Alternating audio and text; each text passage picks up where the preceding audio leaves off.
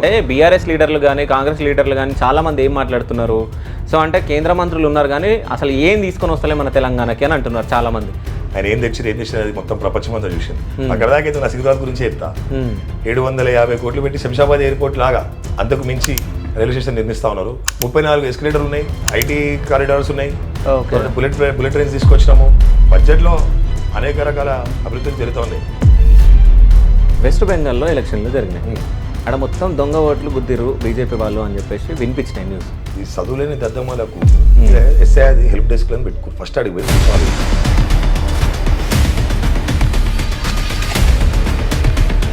భారతదేశంలోకి అక్కరంగా చొరబడి లవ్ జిహాద్ చేసి హిందువులను చంపుకుంటా మన దేశం తిండి తినుకుంటా వాడు దేశం నాశనం చేస్తా అంటే వన్ ఒకటి చేయకుండా ఉండిపోండి ఎట్లనే ఇది.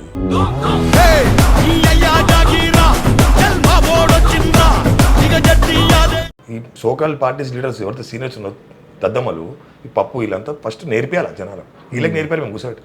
ఈ క్లాసెస్ మేము కూడా వేరే కాబట్టి ఇంత గట్టిగా మాట్లాడుతున్నాం. Okay, deletion of votes, transfer of oats. అప్పుడు 2002 ఉన్న ఓటు ఇప్పుడు ఎవరికి, ఇప్పుడు నీకు నాకు 2 ఉంటుంది కదా, మరి ఎట్లా రావాలి ఓటు? అదే ఎస్ఐఆర్.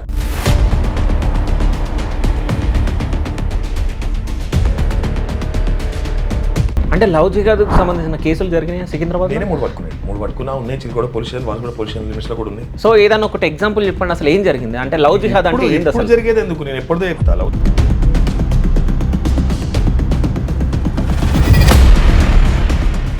అనేక విధాలుగా వాడుకుంది కాకుండా గర్భసంచి తీసేసి, అంటే ప్రెగ్నెన్సీ కాదు గర్భసంచి తీసేసి.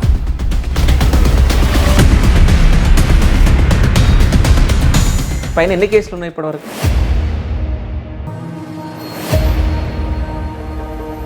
మీరు ఎంతమంది పోలీసు వాళ్ళని కొట్టారు? పోలీసు వాళ్ళు ఎందుకు కొడతారు? కొట్టిరా లేదా అని అడుగుతున్నా. కొట్టిరా అని అడుగుతున్నా. వాళ్ళు ఉస్తాదంగా మమ్మల్ని ఎందుకు కొడతారు, మేము ఎందుకు కూడా వాళ్ళని కొడతాం? పోలీసులను ఎప్పుడైనా కొట్టిర్రా మీరు?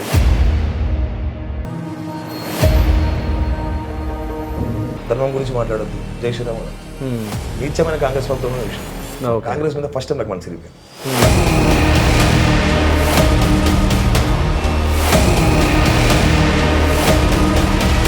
సరే, రౌడీ అని ఎవరన్నా పిలుస్తారా మిమ్మల్ని? ఎవరు చెప్పారు? మా బయటనా?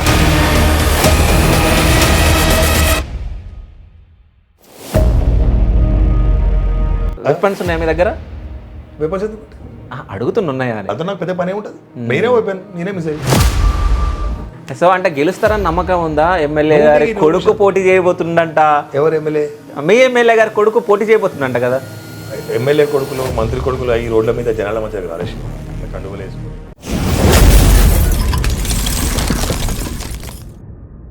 Hi, welcome to Shiva studios. నేను మీ శివ చౌదరి. సో ఈరోజు మనతో పాటు స్పెషల్ గెస్ట్ ఉన్నారు. ఆ గెస్ట్ ఎవరు కాదు, BJP young leader, Secunderabad assembly constituency Bodhanagar president Sai Prasad Goud garu. నమస్తే అన్న. నమస్తే శివ. జై శ్రీరామ్. బాగున్నారా? జై శ్రీరామ్ అన్న, మస్తున్నాం. సో ఈ మధ్య బాగా సికింద్రాబాద్ కాన్స్టిట్యున్సీలో మీ పేరు బాగా వినిపిస్తుంది. రీసెంట్గా ఆ యావంతి హత్య కేసులో కూడా మీరు వెళ్ళి మాట్లాడడం జరిగింది. అంటే వాళ్ళ ఫ్యామిలీ దగ్గరికి సోషల్ సర్వీస్ కూడా చేస్తున్నట్టు కూడా మాకు బాగా వినిపిస్తూ ఉంది. సో మిమ్మల్ని పరిచయం చేద్దాం మన వ్యూవర్స్కి అని చెప్పేసి మీ ఇంటి వరకు రావడం జరిగిందన్న. సో అంటే మీ పొలిటికల్ ఎంట్రీ అసలు ఎట్లా జరిగిందన్న? అంటే ఎందుకు రావాలనుకున్నారు ఈ పాలిటిక్స్లోకి? నేను గతం నా చిన్ననాటి నుంచి ఆర్ఎస్ఎస్ సంబంధాలు ఉన్నాయి. ఇక్కడే వేదవశ శాఖలో నేను బాల స్వయం సేవకు పనిచేసినాను. తర్వాత నా స్కూలింగ్ అయిపోయేటప్పటికీ నేను ఏబీవీపీలో తార్నాకకు సంబంధించి కోశాధికారిగా పనిచేసినాను. దాని తర్వాత మన హిందూ సమస్యలతోటి చాలా రోజులు వాళ్ళతో పనిచేసినాను. తర్వాత బీజేవైఎం సిటీ ఎగ్జిక్యూటివ్ మెంబరు ఉమ్మడి ఆంధ్రప్రదేశ్లో పనిచేసినాను. దాని తర్వాత చాలా 17 సంవత్సరాల తర్వాత ఇప్పుడు బీజేపీ డివిజన్ అధ్యక్షుడిగా పనిచేస్తూ ఉన్నాను. ఓకే, అంటే ఇంకోటి అన్న, ఈ బీజేపీ అనగానే అంటే దీంట్లో ఏంటంటే ఫస్ట్ అంటే ఆర్ఎస్ఎస్, దాని తర్వాత ఏబీవీపీ, దాని తర్వాత బీజేవైఎం, దాని తర్వాత అంటే బీజేపీ లీడర్గా మారడానికి ఇవన్నీ దాటుకొని రావాలి ఒకటి దాని తర్వాత ఒకటి. తప్పకుండా కదా శివ. 10th క్లాస్ వాళ్ళని ఎల్కేజీ యూకేజీ చదవాల్సిందే. సో అంటే ఇప్పటికీ అట్లాగే నడుస్తుందా, లేకుంటే ఫ్యామిలీలో ఎవరన్నా మినిస్టర్లు అయిన తర్వాత మా పిల్లల్ని కూడా రానిద్దాము అని చెప్పేసి రానియడం ఇట్లా ఉంటుందా ఏదైనా ప్రాసెస్? నువ్వు అన్నట్టు వేరే పార్టీలో ఆ విధమైన ఎంట్రీస్ ఉండొచ్చు. మా పార్టీలో ఎవరైతే దేశానికి, మా పార్టీ ఐడియాలజీకి కష్టపడున్నారో వాళ్ళకే అవకాశాలు వస్తూ ఉంటాయి. ఈ విధంగా చూస్తే నేను 17 సంవత్సరాల కింద బీజేపీ ఎగ్జిక్యూటివ్గా పనిచేసి కార్యకర్తగానే పనిచేసినాను. పార్టీ వాళ్ళ నన్ను బీజేపీగా అధ్యక్షునిగా గుర్తించి బాధ్యతను ఇవ్వడం జరిగింది. సడన్గా చేస్తారంటే భారతీయ జనతా పార్టీలో అది కుదరదు. అది కుదరదు. ఇంకోటి అన్న, ఇప్పుడు అంటే ఇవన్నీ చేసిన తర్వాత కూడా అంటే మా బజరంగ్ దళ్ ఈ హిందువుల గురించి మీరు పోరాటం చేస్తూ ఉంటారు. ఇందులో ఉన్న కొంతమంది ఈ రాజకీయాల్లోకి రారు. అవును. స్వయ రాజకీయాల్లోకి రాకుండా నార్మల్గా హిందూ దాని గురించి పోరాటం చేయడం ఇది చేస్తూ ఉంటారు. అంటే మీరు ముఖ్యంగా రాజకీయాల్లోకి ఎందుకు రావాలనుకున్నారు? ముఖ్యంగా రాజకీయాలకు రావడానికి కారణం అంటే మా కుటుంబ నేపథ్యం. ఓకే. 2000 అంటే 1993లో ఇప్పుడు నేనైతే బౌద్ధన డివిజన్కి పనిచేస్తున్నాను, అదే బౌద్ధన డివిజన్కి మా నాన్న కూడా అధ్యక్షుడు. ఓకే. అయితే వివిధ శాఖల్లో ఆయన పనిచేసి సికింద్రాబాద్ ఇన్ఛార్జ్గా, రాష్ట్ర కార్యవర్గ సభ్యుడిగా, సిటీ వైస్ ప్రెసిడెంట్గా ఎన్నో వివిధ బాధ్యతలు నిర్వహించారు. అదేవిధంగా 2002లో 2002లో మా మదర్ ఇక్కడ కార్పొరేటర్గా పనిచేశారు. 2009 వరకు వారే కార్పొరేటర్గా ఉన్నారు. ఓకే. కుటుంబాన్ని చూసి వాళ్ళు చేసేటువంటి సేవలను చూసి వారితో పాటు నేను కూడా అదేవిధంగా రాజకీయాలకి వచ్చేసిన 2009 అంటే నా డిగ్రీ అయిపోయినప్పటి నుంచి క్రియాశీలంగా భారతీయ జనతా పార్టీ బౌద్ధన డివిజన్గా సికింద్రాబాద్ అసెంబ్లీకి కానీ తెలంగాణ రాష్ట్రంగా పనిచేస్తా ఉన్నాను. ఓకే. అంటే అమ్మ నాన్న బీజేపీయేనా ఫస్ట్? మేము born and brought of BJP. నేను పుట్టింది బీజేపీలో. మా నాన్న నేను పుట్టక ముందు నుంచి భారతీయ జనతా పార్టీ కరసేవకు, అయోధ్య కూడా వేరు. ఓకే. నేను పుట్టినాక తర్వాత చూస్తుంది ఒకటే జెండా, కాషాయ జెండా. ఇక బీజేపీ పుట్టడం ఇక తర్వాత పోవడం అంతా కూడా భారతీయ జనతా పార్టీ. ఓకే. అంటే అమ్మ నాన్న వాళ్ళని ఎప్పుడన్నా అడగడం జరిగిందా? అంటే మీరెందుకు పాలిటిక్స్లోకి రావడం జరిగింది అంటే వాళ్ళ గురించి చెప్పండి. అంటే అమ్మ వాళ్ళు ఎట్లా కార్పొరేటర్గా విన్ అవ్వడం జరిగింది? అంటే చెప్పినట్టు 1985 ఆ పీరియడ్లో నాన్న స్వయం సేవకుగా పనిచేశారు. స్వయం సేవకుగా పనిచేయడము, అయోధ్య పోవడము, అంటే దేశంలో మీరు చూడండి ఎక్కడ కూడా ఆయన మా పార్టీ ఐడియాలజీస్ ఈ విధమైన జరిగి మా నాన్నగారు అప్పటికే భారతీయ జనతా పార్టీలో అరంగేటం చేశారు. చేసిన తర్వాత ఇక్కడున్న ప్రాంతాల యువ నాయకుడిగా ఆయన ఎన్నుకోబడ్డాడు. ఇక్కడ ఉన్న షాప్ అసోసియేషన్కి ప్రెసిడెంట్గా ఎన్నుకోబడ్డాడు. ప్రజలకు సేవ చేయాలని చెప్పి ఎన్నో కార్యక్రమాలు చేశారు. ఆ విధంగా ఆయనకు రాజకీయంగా జనాలకు సేవ చేసే అవకాశం వచ్చింది. ఓకే. తర్వాత 2002లో జిహెచ్ఎంసీ ఉండే, అప్పుడు జిహెచ్ఎంసీలో మహిళకు టికెట్ కేటాయించడం వల్ల మా మదర్ కూడా పాలిటిక్స్లోకి ఎంట్రీ అవ్వడం జరిగింది. 2002లో మేము గెలవడం జరిగింది ఇక్కడ బౌద్ధన డివిజన్ నుంచి. తర్వాత కాలపరిమైన నేను కూడా నాకున్న ఇష్టాలు, తర్వాత మా నాయకులను చూడడము, మా సీనియర్ నాయకులు వాళ్ళు చేసే పనులు, వాళ్ళు ఇక్కడ చేయడం అన్నీ కూడా చూసి, మాకు అప్పుడే పార్లమెంట్ సభ్యులు ఉన్నారు, వాళ్ళందరూ కూడా చేసే సేవలను చూసి నేను కూడా భారతీయ జనతా పార్టీకి నా సేవలు అందించాలని చెప్పి నేను కూడా భారతీయ జనతా పార్టీలో అందజేసేవా. ఓకే. అంటే మీరు ఇవన్నీ దాటుకుంటూ వచ్చారు కదన్న, అంటే ఆర్ఎస్ఎస్, ఏబీవీపీ ఇవన్నీ. సో అప్పుడు ఎట్లా ఉండే ఆర్గనైజేషన్స్, ఇప్పుడు ఎట్లా ఉన్నాయి? అంటే ఏమైనా చేంజెస్ ఉన్నాయా? చాలా చేంజెస్ అప్పుడు ఇప్పుడు చూసిన జనరేషన్కి అప్పుడు జనరేషన్ చాలా తేడా. ఇప్పుడు నేను అధ్యక్షుడిగా పనిచేస్తున్నప్పుడు ఏ అయితే పనులు చేస్తున్నామో మాకు చాలా మంది హెల్ప్ చేయడానికి కానీ అది ఉంది. అప్పట్లో మాకు మా అధ్యక్షులు కానీ అవి చెప్తా ఉంటారు. నేను ఒక పోస్టర్ అంటే చేయడానికి సైకిల్ ఎక్కించుకొని సైకిల్లోకి నేనే లైవ్ పెట్టుకొని నేనే అంటించేవాడిని గోడకి. ఓకే. అందులో మా కేంద్ర మంత్రులు కిషన్ రెడ్డి గారు కూడా ఉన్నారు, మా రామచంద్రరావు గారు ఉన్నారు, డాక్టర్ లక్ష్మణ్ గారు ఉన్నారు. ఈ విధంగా వాళ్ళందరూ కష్టపడ్డారు. ఇప్పుడు అంతా రెడీమేడ్ వచ్చింది. పని కొంచెం తక్కువైనప్పుడు కూడా ఆ జనరేషన్లో వాళ్ళు ఉన్నంత సిస్టమేటిక్ ఇప్పుడు కూడా జాబ్స్ అందరు కూడా వివిధ ప్రాంతాలకు ట్రావెల్ చేయడము, బిజినెస్ కొంచెం అందరు కూడా ఎట్లయితే జనాభా పెరిగారో వాళ్ళ బిజీలో ఉన్నారు. ఇక మా మటుకు మేము ఎంతైతే చేయాలో అది చేస్తూ ఉన్నాం. అయితే నేను ఇన్స్టాలో రీల్ చూడడం జరిగిందన్న, ఏది కిషన్ రెడ్డి గారితో మీరు చెప్తా ఉన్నారు యావన్ గురించి. అవును. సంథింగ్ ఏదో చెప్పినట్టు మీరు టెక్స్ట్ పెట్టడం ఇది నేను చూడడం జరిగింది. అంటే యావన్ ఈ బోధనగర్ కిందికి వస్తాడా? అంటే బౌద్ధనగర్ డివిజన్ అయితేనే పోవాలి నా శివ. అట్లా కాదన్న, అంటే మీ సికింద్రాబాద్ కాన్స్టిట్యున్సీ వస్తుందని తెలుసు, బట్ అంటే ఆయనకి ఏమైనా న్యాయం జరిగితే బెటర్ కదా. అంటే తప్పకుండా నా వంతు ఎంతవరకు అయితే న్యాయం చేయగలుగుతున్నా, ఎంతవరకు అయితే సాయం చేయగలుగుతున్నా, ఎంతమంది దగ్గరికి అయితే మా నాయకుల దగ్గర తీసుకుపోగలుగుతున్నా నేను తీసుకుపోతున్నా. అందరు కూడా చెప్తున్నా. పిల్లలు కూడా నా ముందు ప్రతిరోజు తిరిగేటోళ్ళు, ప్రతిసారి నన్ను కలుస్తూ ఉంటారు. భారతీయ జనతా పార్టీ నేను బౌద్ధనగర్ డివిజన్ మటుకు నా పని మటుకు పరిమితమైన, కానీ చుట్టుపక్కల ఎవరి కష్టాలు ఉన్నా సాయి వాళ్ళతో ఉంటాడు. చిన్న చిన్న పిల్లలకు కానీ కాలేజ్ పిల్లలకి ఎటువంటి సాయం కావాలో నేను ముందుంటాను. వాళ్ళ ఇంటికి పోయి వాళ్ళని పలకరించిన తర్వాత వాళ్ళకి జరిగిన అన్యాయం గురించి తెలుసుకున్నా. వార్తలు చూస్తున్నాం, మనం న్యూస్ చూస్తున్నాం. ఇదే విధంగా కిషన్ రెడ్డి గారి దగ్గర తీసుకొని పోయి ఈ విధంగా జరిగింది, ఆ కుటుంబాన్ని ఆదుకోవాల్సిన అవసరం మన మీద ఉన్నది, మీరు వచ్చి పరామర్శిస్తే బాగుంటుందని కూడా నేను చెప్పిన. ఆయన కూడా సానుకూలంగా స్పందించి సాయి నేను వస్తా, ఆ కుటుంబాన్ని ఖచ్చితంగా పరామర్శిస్తా, వాళ్ళకి ధైర్యం మనం ఉందాం, న్యాయం జరిగే వరకు మనం అందరం ఉందాం అని చెప్పిండు. ఓకే. సో అంటే కిషన్ రెడ్డి గారితో సహాయం చేపిస్తున్నారు, అంటే న్యాయం చేపిస్తున్నారు మీరు? తప్పకుండా మా మంత్రి వారు ఉన్నారు కాబట్టి వాళ్ళని తీసుకొస్తున్నాను. వాళ్ళకి జరిగిన అన్యాయం వాళ్ళు వివరిస్తారు. ఆయన ఎటువంటి న్యాయం చేస్తాడో, ఎటువంటి వాళ్ళతో మాట్లాడతాడో అని చెప్పి మనం చూడాలి. ఇంకో విషయం అన్న, అంటే మీ సికింద్రాబాద్ కాన్స్టిట్యున్సీలో ఏమైనా అభివృద్ధి జరిగిందా, అసలు ఏమైనా ప్రాబ్లమ్స్ ఉన్నాయా అంటే మీరు ఏం చెప్తారు? సికింద్రాబాద్ అభివృద్ధి దిశగా మేము తీసుకుపోతా ఉన్నాం. మా కేంద్ర మంత్రి కిషన్ రెడ్డి గారు దానికి ఎంతైతే తీసుకుపోవాలో ఆయన అభివృద్ధి చేస్తూ ఉన్నాం. సికింద్రాబాద్లో సమస్యలు అని అంటే మిక్స్డ్ పీపుల్ ఉంటారు. పాపులేషన్ కూడా ఎక్కువ, డెన్సిటీ కొంచెం తక్కువ. ఓకే. ఏషియాస్ బిగ్గెస్ట్ స్లమ్ ఉంది ఇక్కడ, అడ్డగుట్ట అని పేరునే ఉంటారు. అవును. ఇప్పుడు నేను ఉన్న బౌద్ధనగర్లో పార్సిగుట్ట అనే ఏరియా ఉంది, అది చాలా కూడా ఫేమస్ ఏరియా. పార్సిగుట్ట కూడా కొంచెం అంత స్లమ్ ఉంది, వరదలకి ముంపుకు గురి అవుతాయి. ఈ బస్సులలో కూడా ఇవి కాకుండా డబుల్ బెడ్రూమ్ హౌసెస్ ఒకటి, అదేవిధంగా నిరుద్యోగ యువత, చిన్న చిన్న రోడ్స్, ఇవన్నిటి కూడా ప్రధానమైన మాకు కొంచెం ప్రాబ్లమ్స్ ఉన్నాయి, కొన్ని ప్రాబ్లమ్స్ ఉన్నాయి. అంటే ఇప్పటి వరకు అంటే మీరు ఇక్కడ ప్రెసిడెంట్గా ఉన్నారు, అంటే మీ డివిజన్లో కానీ మీ కాన్స్టిట్యున్సీలో కానీ ఏమైనా ఇబ్బందులు ఉంటే మీరు గలమెత్తుతారా, అంటే క్వశ్చన్లు అడుగుతారా? తప్పకుండా. పొలిటికల్ లీడర్లు మేము ఉన్నది అందుకే కదా శివ, మేము మా ప్రాంత ప్రజలకు కనుక ఏ ఇబ్బంది వచ్చినా పార్టీ చూడం, వాడు వర్గం చూడం, ఎవరి కోసమైనా వాడు బాధలు ఉన్నంటే ముందు మా ఇంటి ముందుకు వస్తే తప్పకుండా ఏ పార్టీ అయినా వాళ్ళని నిలుస్తాం, ఏ ఆఫీసర్ అయినా నిలుస్తాం, పని ఎవరికి అన్న కూర్చుంటే పని చేపిస్తాం. సరే, అంటే మీ డివిజన్లో కానీ ఈ సికింద్రాబాద్ కాన్స్టిట్యున్సీ మొత్తంలో కానీ ఇప్పటి వరకు అంటే మీరు పర్సనల్గా తీసుకొని చేపించిన పనులు ఏమేమిటి? ఈ రోజు పొద్దున నేను 5 కోట్ల పనులు చేయించుకోవచ్చు. 5 కోట్ల పనులు? 5 కోట్లు. కిషన్ రెడ్డి గారిది ఎంపీ ల్యాడ్స్ నుంచి ఇవాళ 5 కోట్ల రూపాయలు శాంక్షన్ చేసుకుని నా బస్సుల బొద్దనార్లు, అంబర్నార్ల ట్రాన్స్ఫార్మర్లు, roads, borewells, community halls sanction చేయించుకొని వచ్చిన. ఓకే. అంటే ఇప్పుడు నేను ఒక విషయం చెప్తాను. ఇప్పుడు అంటే పొలిటికల్ లీడర్లు, ఎమ్మెల్యేలు, వీళ్ళు మినిస్టర్లు అయిన తర్వాత వచ్చి శిలాపలకాలే ఇస్తారు, ఆ పనులు అయితే కావో తెలియదు. ఓకేనా? ఇప్పుడు మీరు ఈ రోజే శాంక్షన్ అయినాయి 5 కోట్లు అని అంటున్నారు. అంటే ఇప్పుడు మీరే అంటున్నారు, అంటే ఈ రోజే శాంక్షన్ అయినాయి 5 కోట్లు అని అంటున్నారు. సో అవి వస్తాయా రావా ఎవరికి తెలియదు కదా. ఇంకా శాంక్షన్ అయిపోయి 10-15 రోజులు అయింది. శాంక్షన్ అయ్యి ఆఫీసర్లు అందరూ కూడా ఫీల్డ్ మీకు వచ్చి వర్క్ చేస్తారు. ఇదేంటి మళ్ళీ నేను ఫోన్ చేస్తాను, నువ్వు వచ్చి కవర్ చేయాలి 5 కోట్లు సాక్ష్యం. సో 5 కోట్ల లెక్క చూపిస్తారు, 5 కోట్ల లెక్క చూపిస్తా. ముందు ఆఫ్టర్ బిఫోర్ వీడియోస్ కూడా మీకు చూపిస్తా. ఓన్లీ మీ డివిజన్ లోనే, డివిజన్ లో ఓన్లీ ఒక బస్సుకి 5 కోట్ల రూపాయలు తీసుకొచ్చిన. ఒక బస్సుకి మొన్న నేను పాదయాత్ర పెట్టిన కిషన్ రెడ్డి గారిది పాదయాత్ర చూసుకొని నాలాలు, ట్రాన్స్ఫార్మర్లు, టెంపుల్కి సంబంధించిన నాలాలు, కొన్ని రోడ్స్ ఉన్నాయి అవి, స్ట్రీట్ లైట్స్, బోరింగ్స్, కమ్యూనిటీ హాల్స్, ఇవన్నీ శాంక్షన్ చేయించుకొచ్చిన. ఇది గొప్పగా చెప్తా, మళ్ళీ నువ్వు వచ్చుకో రేపు పొద్దున కవర్ చేసి నువ్వే సాక్ష్యం. ఫస్ట్ నీకే చెప్తా. 5 కోట్ల పేపర్ కింద నేను నా ఫైల్ తీసుకొని చూపిస్తే ఇప్పుడే చూపిస్తాను నీకు. ఓకే. కిషన్ రెడ్డి గారి ల్యాండ్స్లా, ఎంపీ ల్యాండ్స్లా, సికింద్రాబాద్ పార్లమెంట్కి సంబంధించి సికింద్రాబాద్ అసెంబ్లీలో బొద్దన డివిజన్ మాత్రం 5 కోట్లు నేను తీసుకొచ్చిన. ఓకే. సో అంటే మీ డివిజన్ మీరు తీసుకొచ్చిన ప్రెసిడెంట్ గా నేను ఎక్కడైతే ప్రాతినిధ్యం వహిస్తున్నానో, ఎక్కడైతే మా ప్రజలకు అవసరం ఉందో ఆడ 5 కోట్ల రూపాయలు తీసుకొని వచ్చిన. ఓకే. అయితే ఇంకో విషయం, అంటే ఇప్పుడు మనం బడ్జెట్ గురించి మాట్లాడినాం కాబట్టి మీ డివిజన్కి 5 కోట్లు తీసుకొని రావడం జరిగింది.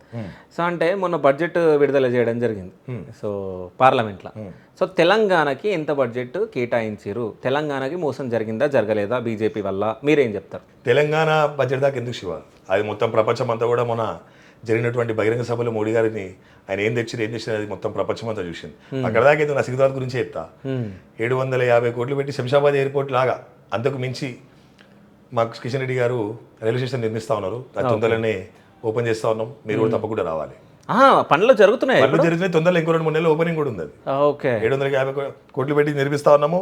34 ఎస్కలేటర్లు ఉన్నాయి, అట్లనే ఐటీ కారిడార్స్ ఉన్నాయి, బుల్లెట్ ట్రైన్స్ తీసుకొచ్చినాము.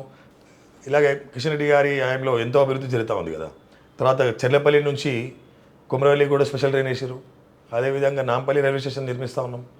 బడ్జెట్లో అనేక రకాల అభివృద్ధులు జరుగుతూ ఉన్నాయి. ఓకే. సో అంటే అభివృద్ధి జరుగుతుందని చెప్పి అయితే మీరు చెప్తా ఉన్నారు. అంటే బీఆర్ఎస్ లీడర్లు కానీ కాంగ్రెస్ లీడర్లు కానీ చాలామంది ఏం మాట్లాడుతున్నారు, సో అంటే కేంద్ర మంత్రులు ఉన్నారు కానీ అసలు ఏం తీసుకొని వస్తలే మన తెలంగాణకి అని అంటున్నారు చాలామంది. సో వాళ్ళకి మీరు ఏం సమాధానం చెప్తారు? ఫస్ట్ అవగాహన పెంచుకోవాలి. ఓకే. ఇదే విధంగా అంటా ఉంటే నేను కూడా రిపోర్ట్ టు పబ్లిక్ అని ఒక మీటింగ్ అరేంజ్ చేశారు కిషన్ రెడ్డి గారు ఇంటలెక్చువల్స్కి. ఆ రోజు నేను మీటింగ్ పోతే స్పష్టంగా తెలిసింది. ఆయనతో బుక్ నాకు ఉంది, నేను ఎవరైతే అడిగారు ఆ బుక్ నీకు ఇస్తా వాళ్ళకి. ఓకే. రెండోసారి ఎంపీగా, రెండోసారి మంత్రిగా ఆయన ఏ విధంగా వర్క్ చేశారు, ఆయన కింద మేమే ఏ విధంగా వర్క్ చేస్తాం అనేది దీంతో తెలిసిపోతుంది. ఓకే. అంటే కిషన్ రెడ్డి గారు మీతో బాగా మాట్లాడతారా? అంటే ఏ సమస్య ఉన్నా కానీ మీరు డైరెక్ట్ ఫోన్ చేసి మాట్లాడొచ్చా? తప్పకుండా మాట్లాడతారు. ఆయన ఢిల్లీలో ఉన్న ఎక్కడున్న ఈ విధంగా ఈ ప్రాంతంలో ఇక్కడ నా ప్రాంతానికి సంబంధించిన సమస్యను తప్పకుండా ఫోన్ చేస్తారు, ఫోన్లో మాట్లాడతారు. ఓకే.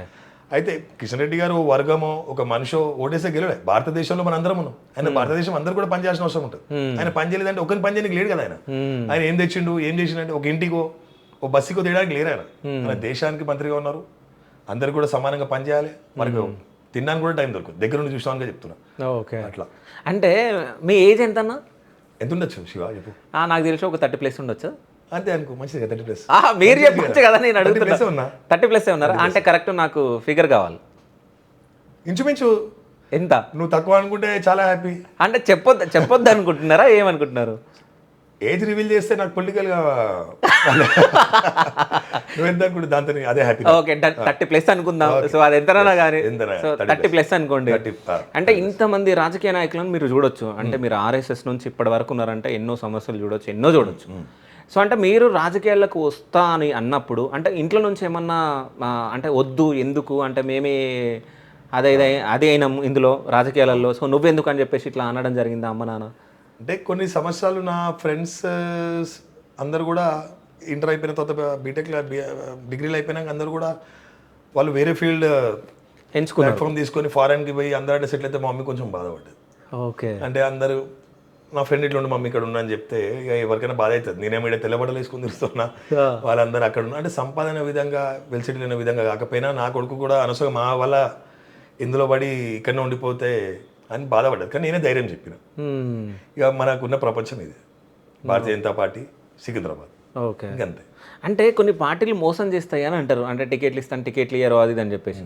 అంటే ఎందుకు అమ్మగారికి కూడా సో అంటే ఎమ్మెల్యే టికెట్ ఇస్తా అని చెప్పేసి మాట ఇచ్చి టికెట్ రాలేదు అన్నట్టు నాకు అంటే కొంతమంది చెప్పారు, అది నిజమేనా?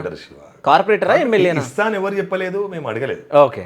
మా భారతీయ జనతా పార్టీలో ఒకరికి కంటిన్యూస్గా ఉండదు, కొత్త వాళ్ళు వస్తున్నప్పుడు వాళ్ళని ప్రోత్సహిస్తూ ఉంటాం. ఓకే. ఆ విధంగా కొత్త వాళ్ళకి ఒకసారి అవకాశం ఇవ్వడం జరిగింది.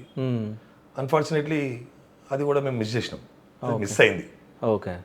అంతే. అంటే మేము అంటే మీరు మిస్ చేసిరా, అది మిస్ అయింది? లేదు, మా పార్టీ ఎట్లయితే మా పార్టీ అధిష్టానము నిర్ణయం తీసుకుందో దానికి మేము కట్టుబడము. ఓకే. అంటే మేము ఇంకోసారి కూడా మళ్ళీ అంటే మీరు వర్త కాదనుకుందా? కొత్త వాళ్ళకి అవకాశం ఇస్తే ఎందుకు వద్దనాలనిపించింది. ఇప్పుడు అమ్మగారికి ఇవ్వలేరు, మీకు ఇవ్వచ్చు కదా, మీరు కొత్త వాళ్ళు అవుతారు కదా. నాకు ఈసారి అవకాశం ఉందేమో చూద్దాము. లాస్ట్ టైం ఎందుకు తెచ్చుకోలేకపోయారు? లాస్ట్ టైం ఆల్రెడీ వాళ్ళు డిసిషన్ తీసుకున్నాక మనం మళ్ళీ పోయి అడగడము, మా వాళ్ళకి మేము మళ్ళీ అదే అడుగుతా బాగుంటుందని చెప్పి. సో ఒక ముచ్చట ఉంటుంది, అమ్మాయినా కానీ అడగంది అన్నం పెట్టదని. అడిగినాము, అడగలేదు అనే ఎక్కడ కూడా లేదు. అంటే చెప్పినే కదా ఈసారి కొత్త వాళ్ళకి అవకాశం ఇద్దాము, సీనియర్స్ ఉన్నారు, ఒక యంగ్స్టర్కి ఇద్దాము, నూతనంగా పార్టీకి వచ్చిన వాళ్ళకి ఇద్దామని అంటే సరే అని చెప్పి మేము కూడా ఆటోమేటిక్గా వాళ్ళకి సపోర్ట్ చేసినాం. ఓకే, వచ్చేయండి మేము ఉన్నాం మీ వెనుక అని చెప్పి. ఓకే. సో అంటే ఈసారి వస్తుంది అనుకుంటున్నారా టికెట్? డెఫినెట్గా ఈసారి కూడా వేరే వాళ్ళకి ఇస్తుంటే సరే అని చెప్పేసి ఇచ్చేస్తారు అంతే. ఎలక్షన్ వస్తుంది, ఓకే, గెలుస్తాము, ఎగిరేది మా జెండా. సో ఎప్పుడు ఎలక్షన్స్? జిహెచ్ఎంసీ ఎలక్షన్ తొందరలోనే వస్తాయి. తొందరలో ఎప్పుడు? తొందరలోనే వస్తాయి. ఏ విధంగా ఈ కాంగ్రెస్ పరిపాలన చూస్తా ఉన్నాం, వారికి ఏవి రేపేం చేస్తారో వాళ్ళకే తెలియదు, ఈ రోజు ఏం జరుగుతుందో కూడా తెలియదు. మనం వెయిట్ చేయాల్సిందే. ఓకే. అయితే మాకు ఇప్పుడు ఎస్ఆర్ కానీ ఇవన్నీ కూడా నడుస్తూ ఉన్నాయి, కొంచెం పార్టీ కార్యక్రమాలు కూడా ఉన్నాయి, అవన్నీ కూడా మాకు కూడా టైం దొరికింది. మనకు ఒక 2-3 నెలలు టైం తీసుకున్నా ప్రాబ్లం ఏం లేదు. Any day we're ready for election, we're ready to fight. So రేపు పెడితే రేపు we're winning. Okay, we're winning పక్కా. ఆ విధంగా మేము మా నాయకుల మీద మాకు పూర్తి నమ్మకం ఉంది. సరే అట్లా చెప్పుకోవాలి ఇక మనం. ఇప్పుడు నేను బూత్ స్థాయి నుంచి వర్క్ చేస్తున్నాను, పక్కా విన్నింగ్. ఈ సికింద్రాబాద్ మొత్తం అందరు కూడా తెలుసు, ఓకే, ఓపెన్ సీక్రెట్, దీన్ని దాచిపెట్టేది ఏం లేదు. ఓకే. అంటే బీఆర్ఎస్ గవర్నమెంట్ ఉన్నప్పుడు బాగుందా, ఇప్పుడు కాంగ్రెస్ ఉంది కదా, ఇప్పుడు బాగుందని? రెండు బాగుండు. ఎట్లా బాగుంటాయి? రెండు బాగాలేవా? ఎట్లా బాగుంటాయి? మనసు మీద ఒట్టేసుకొని చెప్పాలి, అంటే వీళ్ళు మంచి చేసారు వీళ్ళు చెడు చేసారు అన్నట్టు. నేను అదే చెప్తున్నా. మాకు ఇక్కడ 3 సార్లు మాకు బీఆర్ఎస్ అసెంబ్లీ నుంచి ప్రాతినిధ్యం వహిస్తా ఉన్నారు. 2 సార్లు మేము ఎంపీ. ఎవరు వహిస్తా ఉన్నారు? మా ఎమ్మెల్యే గారు ఉన్నారు. ఎమ్మెల్యే పేరు? ఎమ్మెల్యే మీకు తెలుసు కదా, ఎమ్మెల్యే పేరు. మీరు ఎట్లా వినాలని నేను అనుకుంటున్నా. మా ఇంటర్వ్యూ సరే. మాకు ఇప్పుడు ఎమ్మెల్యే గారు ఉన్నారు, ఇంతకుముందు మాజీ మంత్రిగా పనిచేసినారు. ఆయన కూడా ఆయన ప్రాతినిధ్యం వహిస్తున్నటువంటి అసెంబ్లీ అది. 3 సార్లు చేసిరు. 3 సార్లు చేసినా కానీ జనాల దగ్గర పోదాంతా. నువ్వు ఇక నీ ప్రశ్న దగ్గర జనాలు అడుగుదాం. ఓకే. అంటే నేను బీజేపీ అని చెప్పా, నేను ఇంకొక దిక్కు నుంచుంటా. అందరూ అడిగితే నన్ను కూడా అడుగు, వాళ్ళు ఫస్ట్ అడుగు, ఏ విధంగా ఆన్సర్ చెప్తారు వాళ్ళే అర్థమైంది. అంటే మీ ఎమ్మెల్యే గారు మీ కాన్స్టిట్యున్సీకి ఏం చేయట్లేదు? ఎమ్మెల్యే గారు కాన్స్టిట్యున్సీ పక్కన పెడితే నా డివిజన్ వరకు ఏం చేస్తారో మాట్లాడగలుగుతా.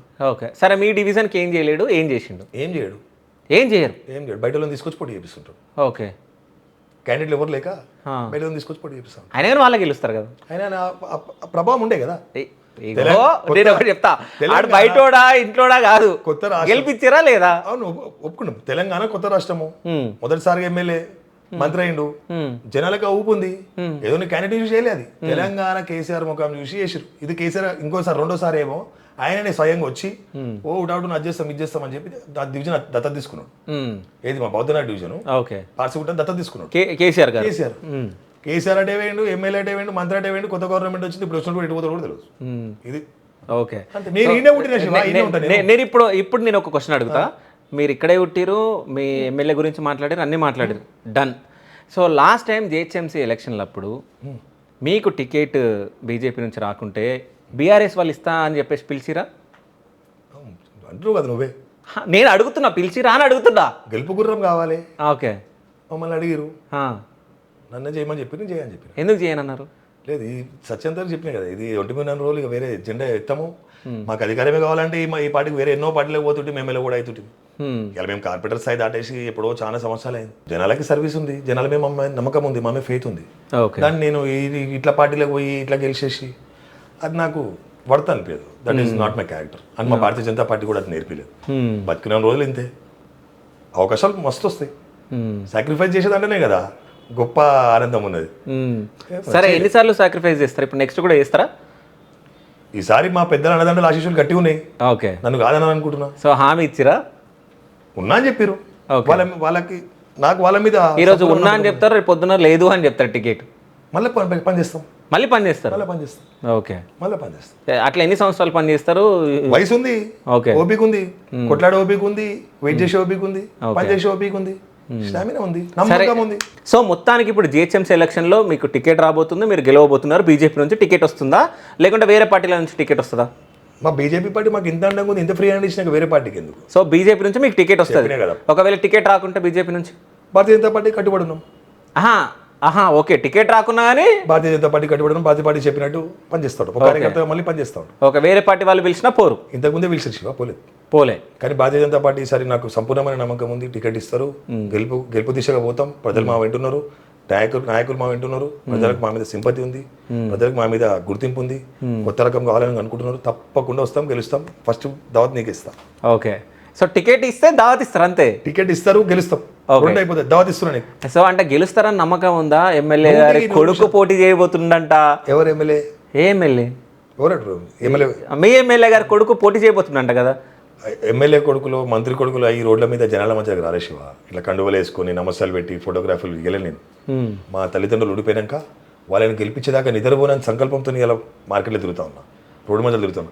తల్లిదండ్రులకు ఒక కొడుకుగా వాళ్ళని గెలిపించి బౌద్ధనగర్ డివిజన్కి, భారతీయ జనతా పార్టీకి నేను తొందరగా గిఫ్ట్ ఇవ్వబోతా ఉన్నా. జనాలు ఏం పిచ్చోలేరు శివ.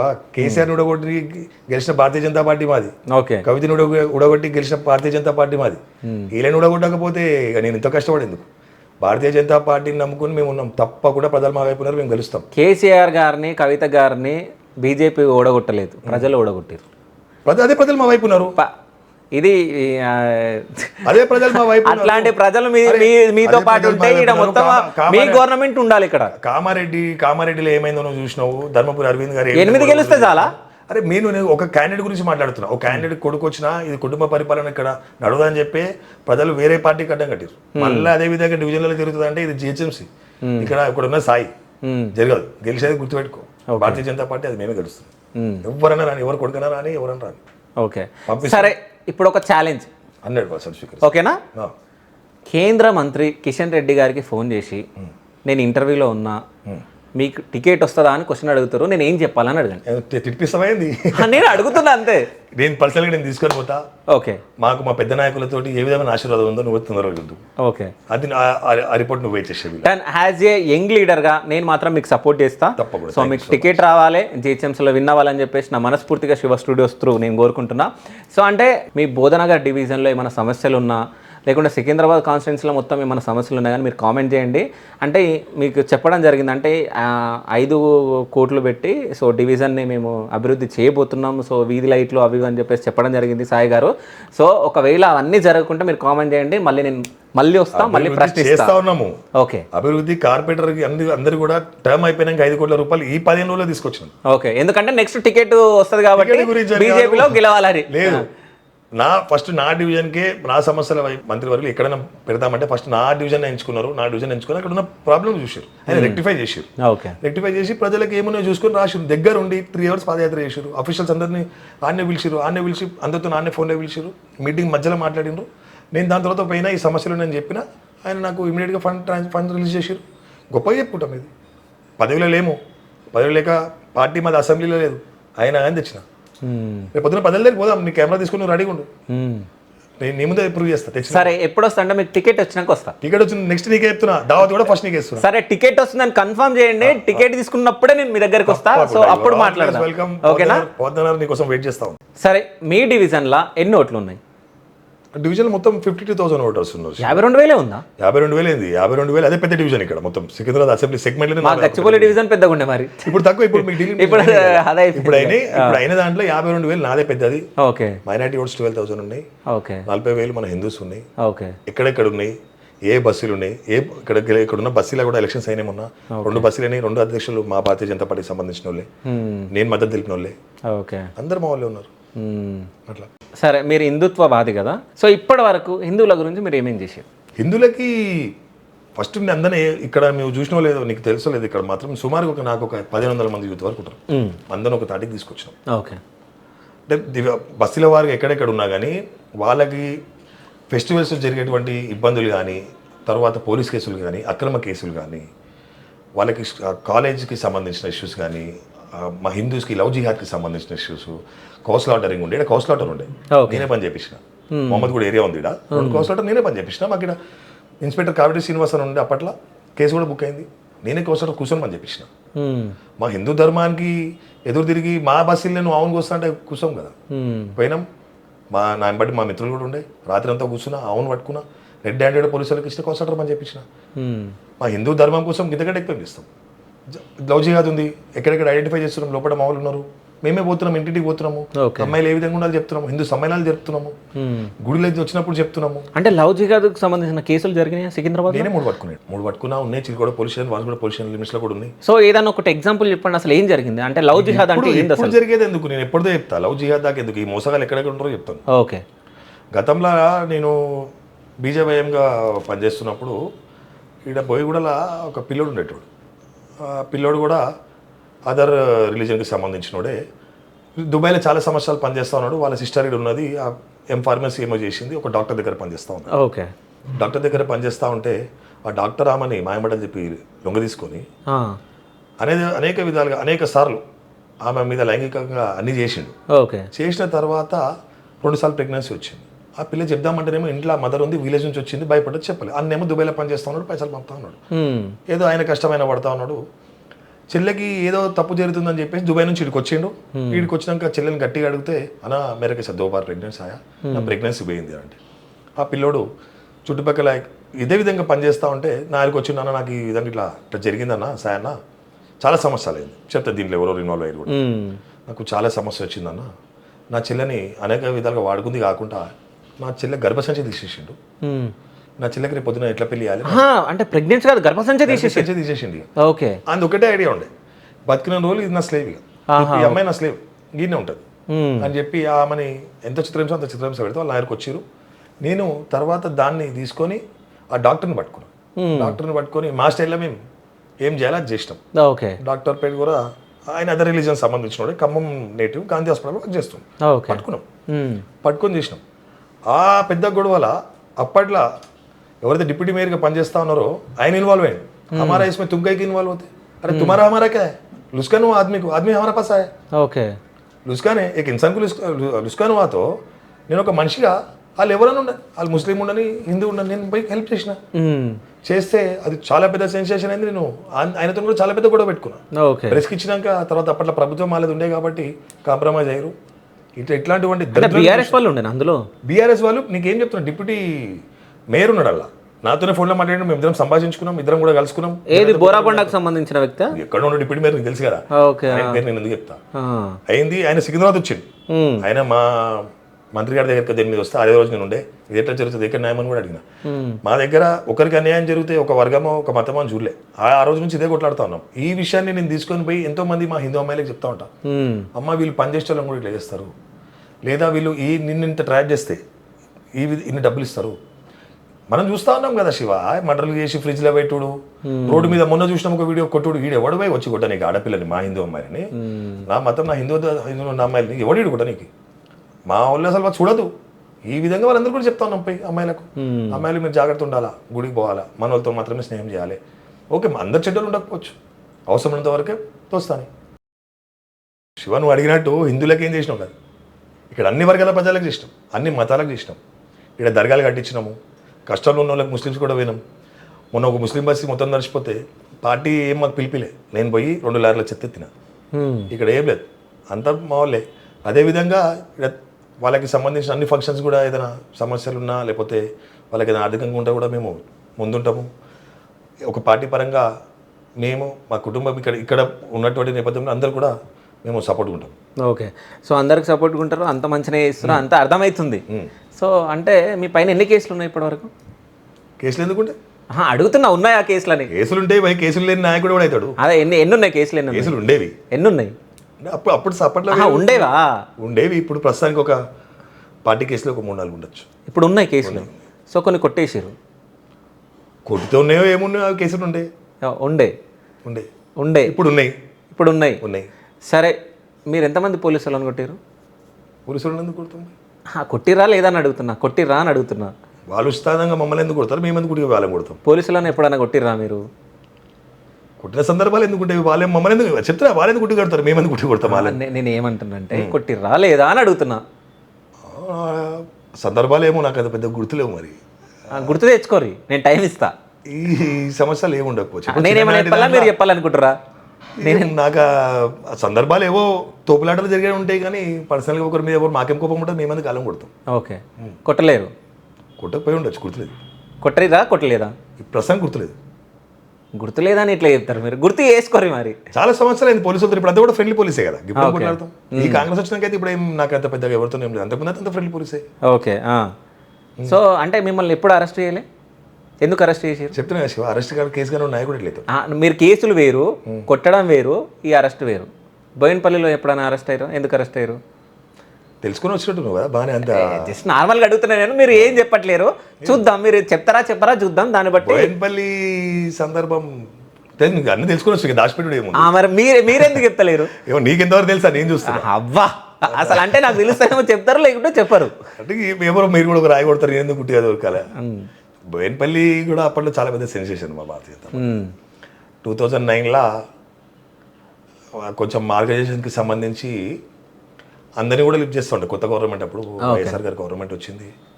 ముందు రోజు రాత్రి నేను నా ఫోన్ ఎక్కడో పోతే నెక్స్ట్ డే పొద్దున సిమ్ తెచ్చుకొని పోయినా. నాకు అప్పుడు కూడా అంత నెట్వర్క్ ఉందని తెలియదు.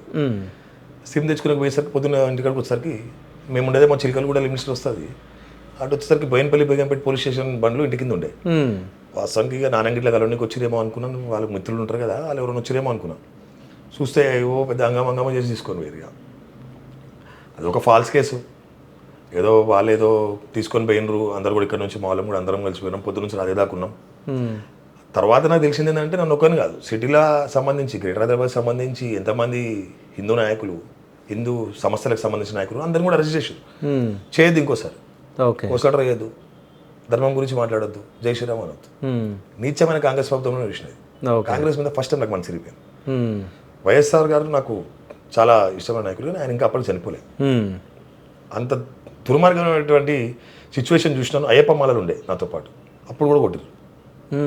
కొట్టి అడ్డమైన కేసులు, ఆయనకి సంబంధం లేని కేసులు. వాడు ఆ ఊరు కాదు, ఆ ప్రపంచం కాదు, ఎక్కడెక్కడో తీసుకొచ్చుడు, కొట్టుడు. కాకపోతే అందరికి కూడా భారతీయ జనతా పార్టీ లేకపోతే ఇంకో పార్టీ వాళ్ళు ఎవరు కూడా సపోర్ట్ లేరు. నాకు ఆ మధ్యరాత్రి సలీలా, మా బండారు దత్తాత్రేయ గారు, కిషన్ రెడ్డి గారు, యమన్ సింగ్ గారు, పెద్ద నాయకులు టెంట్ వేసుకుని ధర్నా చేశారు. అది నాకు చాలా ప్రౌడ్ ఫీల్ అయితే. ఆ రోజు నన్ను సాయిప్రసాద్ ఉన్నట్టు సాయిప్రసాద్ నా పేరు బీజేపీ సాయిగా మారింది. ఓకే. అది నేను ఎప్పుడు కూడా గుర్తుపెట్టుకుంటా. అది Boinapally police station case. Okay. ఈ పోలీసులను ఎప్పుడైనా కొట్టినా మరి దాని గురించి చెప్పరా? అది కూడా ఎప్పుడు ఎందుకు నేను పరస్పరంగా వస్తారు. పరస్పరంగా అయితే ధర్నా ఆపుతాడో లేకపోతే వినాయకుని పోతుంటే ఆపుతాడో. మేము ఎన్నో డబ్బులు పెట్టుకొని చేస్తూ ఉంటాము. కూడా వచ్చి నూకుతాడు. అరే ఎవరు నూకుతున్నావు, ఆగు చెప్తాయినండి సార్ అంటాం, లేకపోతే అన్నా అంటాము, 20 అంటాము. ఆ నూకంగా మేము నూకంగా వాటి పడతారు, ఇటు పడతారు. ఏమో దాంట్లో ఉన్నది. ఆయన డ్యూటీ చేస్తాం, మా డ్యూటీ చేస్తాం. ఓకే. మీ డ్యూటీ కొట్టడమా? మా డ్యూటీ మా పండుగ సక్రమంగా చేసుకోవడం. ఓకే. అంటే మీ పండుగ చేసుకోవాలని నీ పోలీసుడు వచ్చి బ్యాండ్ కొట్టడం కొట్టు, పండుగ చేసుకోవడం కొట్టు, లాలని కొట్టు అంటే ఎందుకు కొడుతు? నీకు ఎవరికైనా పబ్లిక్ న్యూసెన్స్ అయితే నువ్వు మమ్మల్ని ఆపాలి, పంపించాలి. కొట్టుకుంటే కూర్చుంటే ఎవడు ఎవడైనా ఉండొచ్చు. కొట్టినాము. సో కొట్టేస్తారు. కొట్టినాం. ఒప్పేసుకుంటూ కొట్టిన తర్వాత ఎన్ని కేసులు అయినాయి దానిపైన? దాని తర్వాత ఇదే ఫస్ట్ కేసు. ఓకే. సరే, ఎప్పుడైనా మీరు అరెస్ట్ అయిన తర్వాత లోపల ఎప్పుడైనా కొట్టిరా మిమ్మల్ని? అరెస్ట్ అయినాక వివిధ చాలాసార్లు అరెస్ట్ అవుతుండే. ధర్నాలు, జేఏసీ ధర్నాలు, ఉస్మానియా యూనివర్సిటీలో ధర్నాలు. ఉస్మానియా యూనివర్సిటీలో కొట్టారు. ఓకే. ఉస్మానియా యూనివర్సిటీలో మా అది అంటే బాగా కొట్టారు. నా దోస్తులు ఉండే, నేను ఇప్పుడు లౌడ్ స్పీకర్ పెడతా, తిట్టి పెడతారు. 1 సంవత్సరం 2 సంవత్సరాలు లాంటి దెబ్బలు. సంవత్సరం ఉన్నారు అంటే నువ్వు తన్నులు తినుడు కాకుండా వాళ్ళని కూడా ఇక ఎంబటి ఉంటారు కదా అరే, మా సాయిగడ ఏమో చూపిస్తా అన్నాడు అని చెప్పి అందరం కోసం జీపేసుకొని మేడం జై తెలంగాణ ఏదో చూపిస్తున్నారు కూడా లాఠీ దెబ్బలు చూపించిండు. మా కర్మగాలి అంటే మాకు తెలియని సబ్జెక్ట్ ఏంటంటే మాది ఆరెంజ్ కలర్ జీప్. ఓకే. అందులో మా భారతీయ జనతా పార్టీ జెండాలు ఉన్నాయి. మేము ఆరెంజ్ కలర్ జీప్ వేసుకొని ఓపెన్ టాప్ లో 10 మంది పోయేసరికి ఈడియం కొట్టడం చేసుకొని వచ్చారు అని చెప్పి పట్టుకురు. తర్వాత మేము జై తెలంగాణ ఉద్యమం పక్కనే జరిగింది. యాక్టివ్ ఉద్యమం చేసినాం. చాలా గొప్పగా చెప్పుకుంటాయి తెలంగాణ ఉద్యమంలో మేము. మేము మా ఫోటోస్ తీసిరు, పేపర్లు వేసిరు. Very proud of that. ఆమె తెలంగాణ ఫైటర్ అని చెప్పేవాడికి చాలా గొప్ప ఫీల్ అవుతుంది. అట్లా మా అందులో మా దోస్తులకు కూడా అందరికి చెప్తా, అరే నువ్వు కూడా తెలంగాణ ఉద్యమం కోసం కొట్లాడినవు రా, నువ్వు కూడా పొలుస్తుంది దెబ్బలు తింటావు. అంటే లాఠీ దెబ్బల గురించి మాట్లాడితే అవన్నీ గుర్తు. మాకు మా స్టూడెంట్ అయిపోయే టైంకి, మా డిగ్రీ అయిపోయే టైంకి ఉద్యమం చాలా ఉంటుండే. ఈడ పక్కన గన్ బెలిస్తే ఇక్కడ దాకా సపోర్ట్ వినిపించేది. ఎంతో మంది చచ్చిపోతుండే, ఎంతో మంది ఊరేసుకుంటుండే. ఆ మాత్రం కూడా పోకపోతే గిడ పుట్టి వేరుగా ఏం ఫైదా? మీరు రౌడీయా? ఎందుకు అనుకుంటున్నారు? అడుగుతున్నా, మీరు రౌడీ అని అడుగుతున్నా అంతే. అనిపిస్తుంది ఎవరైనా చెప్పిరా పడను దేరిపోయినట్టున్నాడు చెప్పినట్టున్నాడు. ఓకే. సో పనోడు అంటే పడనోడే చెప్తాడా రౌడీ అని? ఆబ్వియస్ గా పడేటోడు హీరో అని చెప్తాడా? ఎందుకంటారు శివ? ఇప్పుడు ఒకటి చెప్తాన్నా, పోలీసు వాళ్ళని కొట్టినవు అవునా, వాళ్ళని వీళ్ళని కొట్టినా నాకు అది తోపులాడలు అయింది. అది నువ్వే ఒప్పుకున్నావు ఇంటర్వ్యూలో. సరే నీకు నీ సాటిస్ఫాక్షన్ కొట్టినా అని చెప్పిన నా సాటిస్ఫాక్షన్ కోసం అంతే. ఆ రోజు జరిగింది. ఓకే, జరిగింది, కేసు అయింది. సరే రౌడీ అని ఎవరన్నా పిలుస్తారా మిమ్మల్ని? ఎవరు చెప్పారు? మా బయటనా? నేను అడుగుతున్నా అంతే. మా వాళ్ళు ఎవరు? నాకు ఏం తెలియదు, జస్ట్ నేను క్వశ్చన్ అడుగుతున్నా అంతే. అది అవునా కాదా? నాయకులు ఇక నా గెటప్ చూసి చిన్నప్పని చూసినారు కాబట్టి మా పెద్ద పెద్ద రాష్ట్ర నాయకులు అందరూ ముద్దుగులు రేమరావు రౌడీ అని పిలుస్తారు. సరే రౌడే కాదా ఇప్పుడు మనం తేల్చేద్దాం. మళ్ళీ ఉంది హైకోర్టు. వెపన్స్ ఉన్నాయా మీ దగ్గర? వెపన్స్ ఎందుకు అడుగుతున్నా ఉన్నాయా అని. సాదాసీదా మనిషిని భయ్. ఓకే, వెపన్స్ ఏం లేవు. సాదాసీదా మనిషి ఎట్లా కూర్చున్నాడు? ఏమో కూడా ఉన్నాయా లేవా? ఏం నాకు వెపన్ లేదు. సో అంటే ఒకవేళ లైసెన్స్ ఉంటే లైసెన్స్ తీపిస్తా నేను. ఇప్పుడు నేను అబద్ధం చెప్తారు కదా, క్వశ్చన్ అడగాలి. అడిగేటప్పుడు క్వశ్చన్ అడగాలి. లైసెన్స్ వెపన్ అనాలి. ఆహా, ఓకే. లైసెన్స్ వెపన్ అనాలి. ఓకే. ఓ వెపన్ అని అంటే అది కత్తి అనుకుంటారు, నాశాఖ అనుకుంటారు, ఏదో మారణాయిదాలు అనుకుంటారు. వా, అసలు ఏ డైవర్ట్ చేసిన అంతే కదా శివ. మా జనాలు ఎవరు అనుకుని అది హైలైట్ అయిపోతుంది. ఓకే, అయితే చెప్పండి మీరు. చెప్పాలి. ఇక వెపన్ ఉందని ఒప్పుకుంటున్నారు. లైసెన్స్ వెపన్ అంటే అది మీరు చెప్పాలి. నేను వెపన్ ఉందా అని నేను అడుగుతా. కాదు, మా ఫాదర్కి ఉంది లైసెన్స్ వెపన్. మా ఇంట్లో ఒక లైసెన్స్ వెపన్ ఉంది. ఓకే. సో అంటే అది ఎందుకు వచ్చింది ఇట్లా, అంటే ఎందుకు తీసుకున్నారు లైసెన్స్ వెపన్? గిన్ని తెలిసి సబ్జెక్ట్ నీకు తెలిసి ఉండాలి. మా వారసుగూడ ప్రాంతము low density, very mixed people. అంటే బతకనికి వచ్చిన వాళ్ళు ఉంటారు, డైలీ వేజర్స్ ఉంటారు,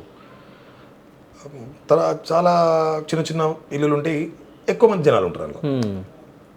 నాకు తెలిసి ఎక్కువ ఇయర్ కూడా నాకు మేబీ 8-9 అనుకుంటా. ఓకే.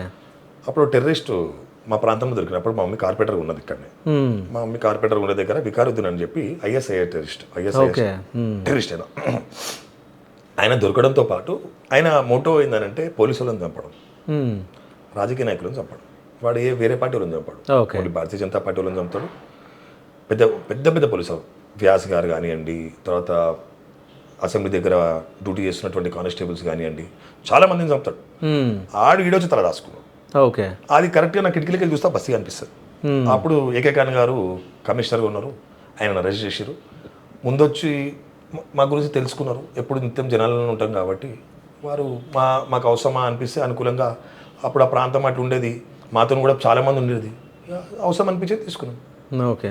అంటే వెపన్ గురించి మాట్లాడారు కదన్న, అంటే మన వ్యూవర్స్ చాలామంది వెపన్ చూసి ఉండరు, ఒకసారి చూపిద్దామా వాళ్ళకి? అట్లా చూపించకుండా బొమ్మ అది మా నాన్న లైసెన్స్ వాళ్ళు.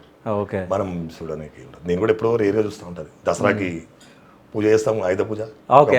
అప్పుడోసారి ఎప్పుడు ఆయన బయటకు పోయినప్పుడు చూస్తూ ఉంటాను. So okay. సో అప్పుడే ఛాన్స్ ఉంటుంది, ఇంకెప్పుడు చూడరు ఇక. దాంతో నాకు పెద్ద పనే ఉంటుంది. నేనే ఓపెన్, నేనే మిసైల్. ఓకే, అంతేనా? ఓకే. అంటే ఈ హిందూ ముస్లింల గొడవలు జరుగుతూ ఉంటాయి సికింద్రాబాద్లో? ఒకప్పుడు బాగా జరిగేటివి, ఇప్పుడు లేదు. ఓకే. బాగా తగ్గింది. బాగా కలిసి ఉంటారు ఇక్కడ. నాతో కూడా పొద్దున్న లేస్తే మా వాళ్ళే ఎక్కువ మట్టుకుంటారు. నేను ఉండేది కూడా ఇక్కడనే కాబట్టి ఉంటారు. నేను చదువుకునే ప్రాంతంలో కూడా 3 స్కూల్ ఇక్కడనే. ఓకే. కొంచెం మన పబ్లిషన్ ఎక్కువ, అందరం కలిసి ఉంటాం. ముస్లిమ్స్ ఫ్రెండ్స్ ఉన్నారా? ఫుల్. అంటే ఎప్పుడైనా ఎవరన్నా అంటే రంజాన్కి బక్రీద్కి వెళ్తూ ఉంటారా? నేను 10 మంది ఉంటే 6 మంది వాళ్ళే ఉంటారు. ఓకే. మా బస్సులో ఎక్కువ, నాతో వాళ్ళే ఎక్కువ ఉంటారు. ఇప్పుడు పెళ్ళిళ్ళు అయ్యి కొంచెం జాబ్ల విషయంలో కొంచెం తక్కువ ఉంటారేమో, కానీ మాక్సిమం వాళ్ళే. బక్రీద్ అయింది మొత్తం ఇండే జరుగుతుంది.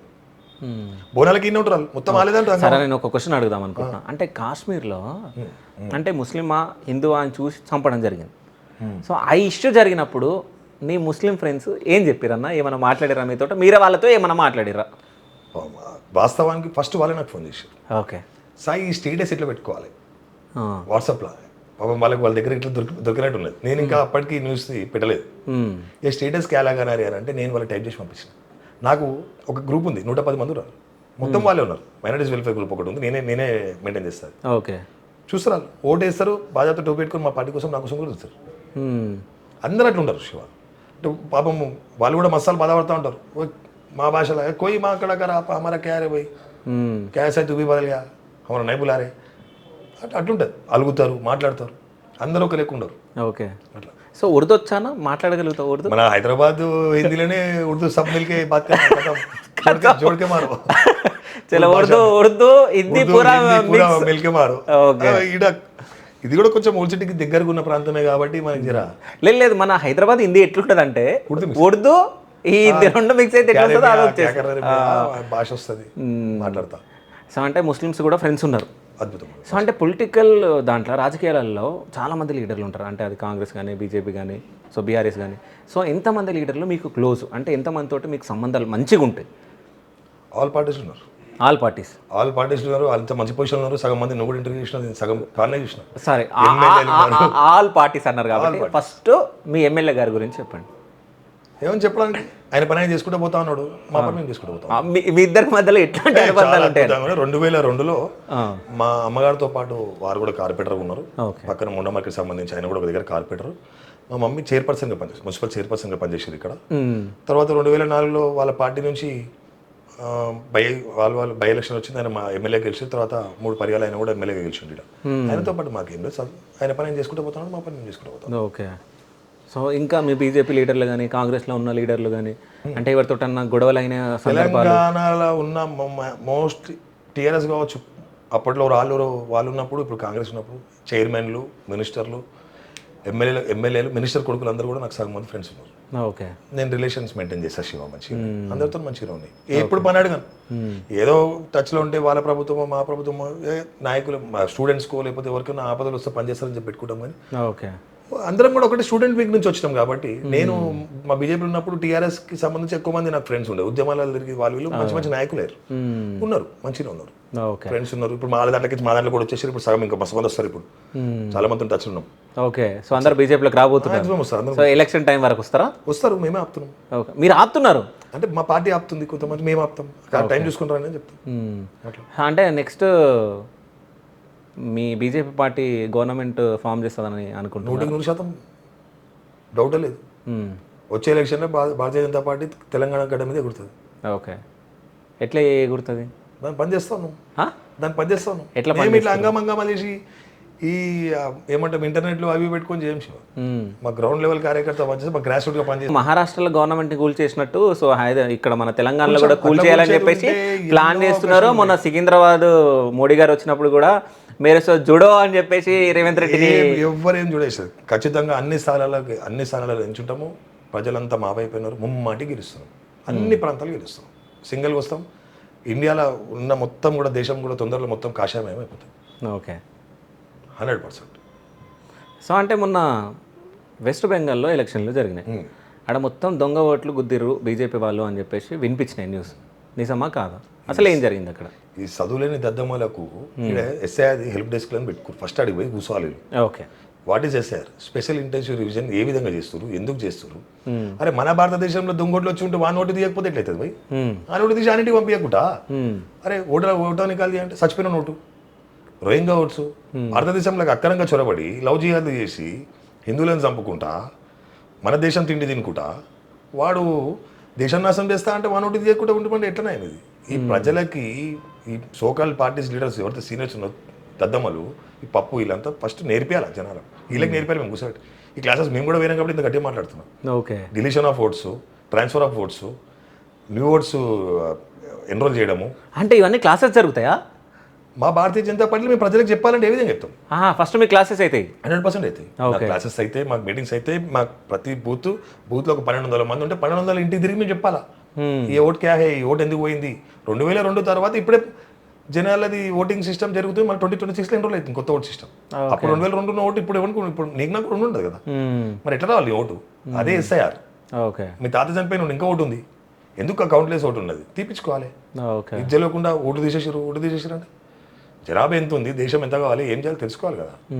కాబట్టి ఫాల్తుగా సో అంటే మీ బీజేపీలో మీకు చాలా క్లోజ్గా ఉన్న లీడర్స్ ఎవరు? భారతీయ జనతా పార్టీ తెలంగాణ అంతా ఆల్మోస్ట్ నా ఫ్యామిలీ. సో అంటే అంతా మన ఫ్యామిలీ, కానీ ఒకరితోటో ఇద్దరితో ఎక్కువ క్లోజ్ ఉంటుందా, బాండింగ్ ఉంటుంది? నాకు అట్లా చెప్తే ఇట్లా రెండు కళ్ళ అట్లా చెప్పడానికి ఉండే శివ. ఎందుకంటే అంటే ఒకరి పేరు చెప్తే మళ్ళీ ఇంకోటి ఫీల్ అవుతారు చెప్తలే. మాకు పెద్దలు బండారు దత్తాత్రేయ గారు, మాజీ గవర్నర్ గారు, కేంద్ర మంత్రి వర్యులు, ఆయన మా పెద్ద మనిషి. తర్వాత మా కిషన్ రెడ్డి గారు, డాక్టర్ లక్ష్మణ్ గారు, రామచంద్రరావు గారు, చింతల రామచంద్ర రెడ్డి గారు, రాష్ట్రంలో వివిధ శాఖ నాయకులు అందరూ, పెద్ద నాయకులందరూ కూడా నేను పుట్టక ముందు నుంచి మా ఇంట్లో వాళ్ళు. మా నాన్నని ఎంటేసుకొని, అంటే మా నాన్న ఎంట పోయింది, రవి నడు అని చెప్పి ఎంట పట్టుకొని తీసుకుపోయిన నాయకులు వాళ్ళందరినీ కూడా నేను, ఇక మీరు అడిగిరు కాబట్టి అంకుల్, తాత అంటే మా దాంట్లో సార్ అని చేతులు పెట్టుకోవడం. మేము అంకుల్ నమస్తే, ఏమరా బాబు బాగున్నావా, సాయిగా ఏం చేస్తున్నా ఎత్తుకున్నారు వాళ్ళంతా. నా 1 year బర్త్డేకి వచ్చినాయి. ఓకే. ఇంకేం సంబంధాలు ఉంటాయి అంతకంటే. నా ఇంటి ఇక అటువంటి వాళ్ళతో ఇంకా రిలేషన్ అయింది. వాళ్ళు ఇంతున్నప్పుడు చూస్తున్నా, ఇక్కడ వాళ్ళు కూడా చూసం ఎంతున్నప్పుడు కోట శ్రీనివాస్ గారిని, టైగర్ నరేంద్ర గారిని, వాళ్ళందరూ ఒంటి మీద ఇక్కడ కూర్చున్నా. ఇక్కడ కూర్చొని బహిరంగ సభలు ఇన్నా నేను. అందుకే అంతకంటే గొప్ప సంబంధాలు ఏంది. భారతీయ జనతా పార్టీతోనే పుట్టి వాళ్ళతో సంబంధం ఉండడం చాలా గొప్ప విషయం. సంబంధాలు చాలా అద్భుతంగా ఉంటాయి.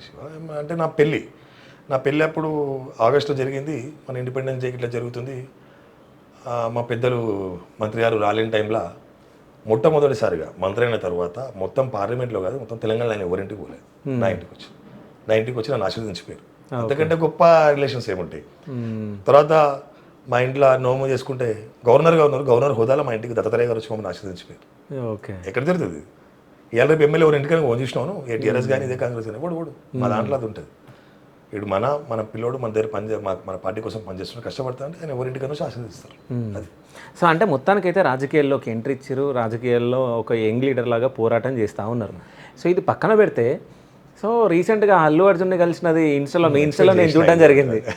ఎక్స్పెక్ట్ చేసిన అంటే ఏంది ఈ మూవీస్లలోకి ఏమైనా ఎంట్రీ ఉందా లేకుంటే ఏంది కథ? లేదు, అంటే మా ఫ్యామిలీలో అందరికీ మూవీ కనెక్షన్స్ ఉన్నాయి. 1983లో మా ఫాదర్కి సినిమా మీద మంచి కోరికలు ఉండడం వల్ల ఆయన చెన్నైకి పోయి చిరంజీవి గారితో ఒకటి రూమ్లో 2 years ఉన్నారు. ఆయన ఫియట్ కార్ మా నాన్న నడిపేదట. మరి అది ఆ పెద్దలకి అలా కూడా గుర్తుండకపోవచ్చు. అప్పుడు వారు ఖైదీ సినిమా చేస్తున్నారు. ఇదే ఖైదీ 150కి మా నాన్నగారు censor board member, censor clearance మా నాన్న ఇచ్చాడు. మళ్ళీ దాని ఇమీడియట్గా నేను బేబీ సినిమాలో యాక్ట్ చేసిన. బేబీ సినిమాలో మొత్తం 11 క్యారెక్టర్లు, నాది 11వ క్యారెక్టర్. 2 నేషనల్ అవార్డు వచ్చినాయి, 100 కూడా సినిమా కొట్టింది. దానికి చిరంజీవి గారు అవార్డు నీకు వచ్చారు. అవార్డు ఫంక్షన్ నేను పక్కకే ఉన్నా. అది చిరంజీవి గారి దగ్గరికి వెళ్ళి చూడడము, ఆ ఒక గొప్ప ప్రోగ్రామ్, ఆ మూవీలను యాక్ట్ చేయడం చాలా ఆ రోజు హ్యాపీ టీయర్స్. అంటే ఇంకేమైనా ఉన్నాయా మూవీస్? నేను ఒక సినిమా చేసిన, అది మధ్యలో ఆగింది. హీరోగానా లేకుంటే? హీరో ఎందుకు బై, నేనే హీరో చేస్తాను, హీరో అంటాడు. నువ్వు రౌడీ అంటే మళ్ళీ హీరో అంటావు. ఎవరు ఒకటే నేర్పు. సరే, రౌడీగా చేయాలనుందా, హీరోగా చేయాలనుందా? ఏం మరి నా క్యారెక్టర్ ఎట్లా సెట్ అయితే తెలియదు మాక్సిమం. అంటే కంప్లీట్ నెగిటివ్ కాకపోవచ్చు. హీరో అయ్యే ఛాన్స్ నాకేడుంది శివ. నా ముఖానికి ఏడో బస్సులు తిరుగుతూ ఉంటాను నేను, పొద్దున్న లేసుకొని తిరుగుతా. ఆ సుమ కొడుకున్నాడు. అవును. సో ఆయన ఏదో అన్నారని చెప్పి మా వాళ్ళే, మా మెట్టు కూడా వాళ్ళే హీరో అయి చూపించిండు. సుమ గారు ఇక్కడ, మనం ఇక్కడ అంత పెద్ద ఆశలు ఏం లేవు.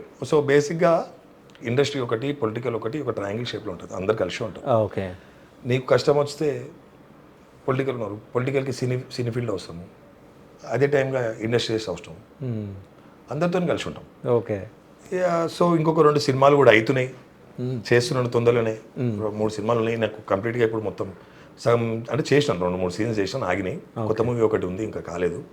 దేవుడి దయ వల్ల చేస్తా కొంచెం. కాకపోతే ఇప్పుడు కంటిన్యూస్గా పొలిటికల్గా బిజీ ఉన్నాను, చేస్తాను. సో నెక్స్ట్ జిహెచ్ఎంసీ ఎలక్షన్స్ కాబట్టి మొత్తం దీంట్లోనే మీరు టైం కేటాయిస్తున్నట్టు. ఇక్కడ సినిమాలతో మాకు చాలా మంచి సంబంధాలు ఉన్నాయి. ఎందుకంటే మా ప్రాంతంలో చాలా మంది హీరోలు ఉంటాయి. నువ్వు అన్నట్టు ఇప్పుడు నేను అన్నట్టు సుమ గారు ఇన్నే ఉండే, నవీన్ చంద్ర అన్న మా ఎదురు గల్లి, ఇద్దరం ఇన్నే ఛాయ్ తాగుతుంటే. సో మళ్ళా మన సాహో డైరెక్టర్ ఉన్నాడు, నా మంచి మిత్రుడు, బాల్యమిత్రుడు. అట్లా అల్లు అర్జున్ అన్నతో కూడా మంచి రిలేషన్ ఉన్నది. సందీప్ అన్న ఉన్నాడు, సందీప్ అన్నతో మాకు వెరీ హెల్తీ రిలేషన్ ఉంది. నా సొంత తమ్ముళ్ళ ట్రీట్ చేస్తాడు. అర్జున్ అన్న కూడా ఒక 2-3 విషయాల్లో, వేరే విషయాల్లో నేను మాట్లాడుండే. సో సాయి బాగున్నావా అని ఇప్పుడు బాగా మాట్లాడుతాడు, దగ్గర తీస్తున్నారు, బాగుంది. I'm very happy. చాలా మంది హీరోస్తో ఉన్నది. సో అందరు మంచిగా ఉంటారు మీతో? చాలా బాగుంటారు. సో లవ్ మ్యారేజ్ అన్నం ఇది? లవ్ మ్యారేజ్ లెక్క అనిపించిందా? నాకు అనిపించింది. అందరూ అట్లా కాదు, arrange marriage. Arrange marriage. Okay. 3 years అయింది వెడ్డింగ్. ఓకే, 3 years అయింది మ్యారేజ్. సో ఇంట్లో ఎంతమంది ఉంటారు అన్న? సో మొత్తం మొత్తం 6 మెంబర్స్.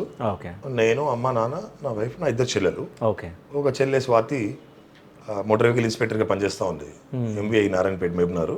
ఓకే ఇంకొక చెల్లె మీడియాలో ఉంది, ఆమె ఇంతవరకు బిగ్ బాస్ ప్రొడ్యూసర్గా పనిచేసి ఉంటే క్రియేటివ్ కంటెంట్ ప్రొడ్యూసర్గా వర్క్ చేసింది. దాని తర్వాత ఇప్పుడు వేరే వేరే షోస్కి ప్రొడ్యూసర్గా ఉన్నారు.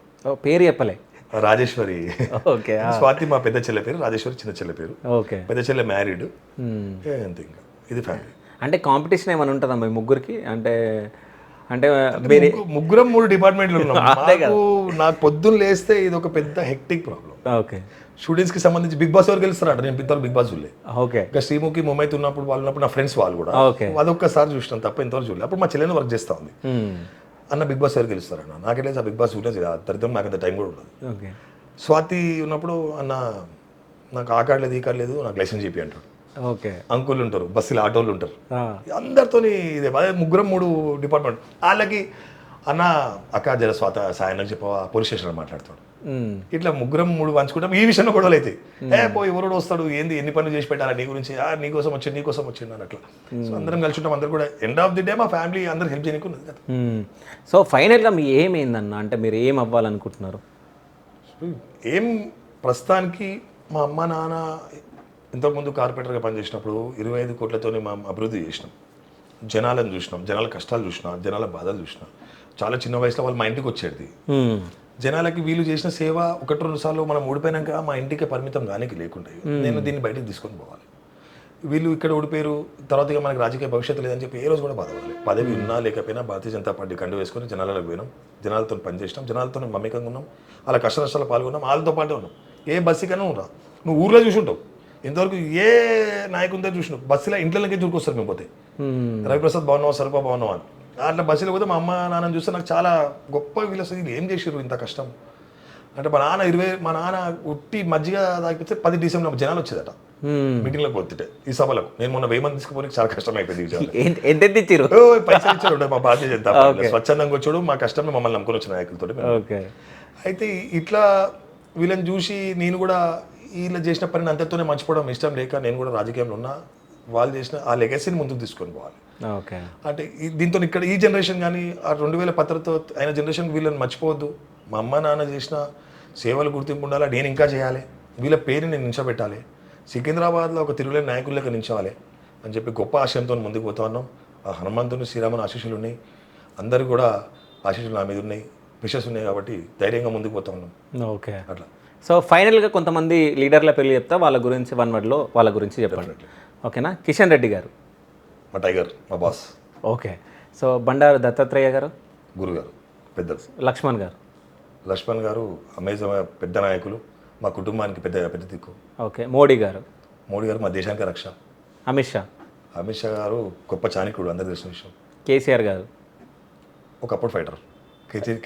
ఆమె చెప్పిన నేను ఎవరు? ఒకప్పుడు గొప్ప కవిత గారు చెప్పిన. Okay. Chandrababu Naidu visionary leader. నేను ఇక్కడ మా ఇంటి కింద చూసిన, ఇదే చొరసలో చూసిన ఆయన 2002లో. ఓకే. మాకు మిత్రపక్షంగా ఉన్నారు, ప్రచారంకి చూసిన.